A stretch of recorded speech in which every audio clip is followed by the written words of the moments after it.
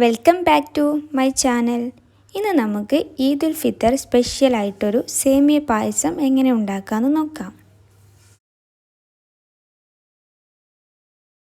അപ്പോൾ നല്ല ടേസ്റ്റി ആയിട്ടുള്ള സേമിയ പായസം തയ്യാറാക്കുന്നതിനായി ഞാനിവിടെ ഒരു 2 ലിറ്റർ പാൽ, കുറച്ച് സേമിയ, മിൽക്ക് മേഡ്, പഞ്ചസാര, കശുവണ്ടി, മുന്തിരി എന്നിവയാണ് എടുത്തിട്ടുള്ളത്. ഇനി നമുക്കൊരു പാത്രത്തിലേക്ക് പാലൊന്ന് തിളപ്പിച്ചെടുക്കണം. പാൽ നന്നായി തിളച്ച് വരുമ്പോഴേക്കും കശുവണ്ടിയും മുന്തിരിയും വറുത്തെടുക്കണം. അതിനായി ഒരു പാൻ വെക്കുക. ശേഷം അതിലേക്ക് 2 ടേബിൾ സ്പൂൺ ബട്ടർ ഒഴിച്ച് കൊടുക്കുക. നമുക്ക് കശുവണ്ടിയും മുന്തിരിയും ഒന്ന് വറുത്തെടുക്കാം.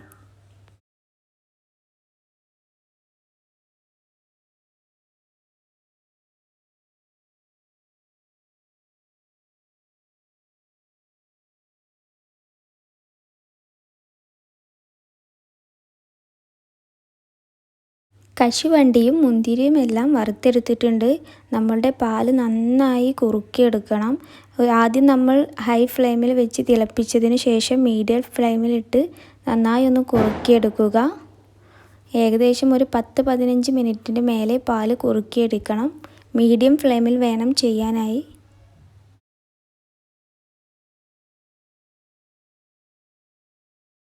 പാൽ ഏകദേശം കുറുകി വന്നിട്ടുണ്ട്. ഇനി നമുക്ക് ഇതിലേക്ക് റോസ്റ്റ് ചെയ്ത് വെച്ച് സേമിയ കൂടെ ആഡ് ചെയ്ത് കൊടുക്കാം.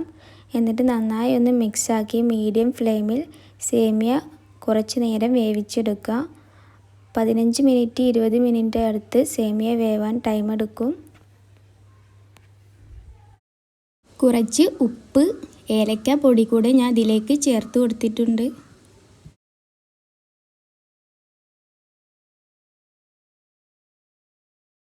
ഇനി ഇതിലേക്ക് ഒരു 1/4 കപ്പ് പഞ്ചസാര കൂടെ ചേർത്ത് കൊടുക്കുന്നുണ്ട്. നിങ്ങൾ എത്രത്തോളം പായസം ഉണ്ടാക്കുന്നോ അതിനനുസരിച്ചാണ് പഞ്ചസാരയുടെ അളവ് ചേർക്കേണ്ടത്. കൂടുതൽ മധുരം ഇഷ്ടമുള്ളവർ കൂടുതൽ പഞ്ചസാര ചേർക്കാം.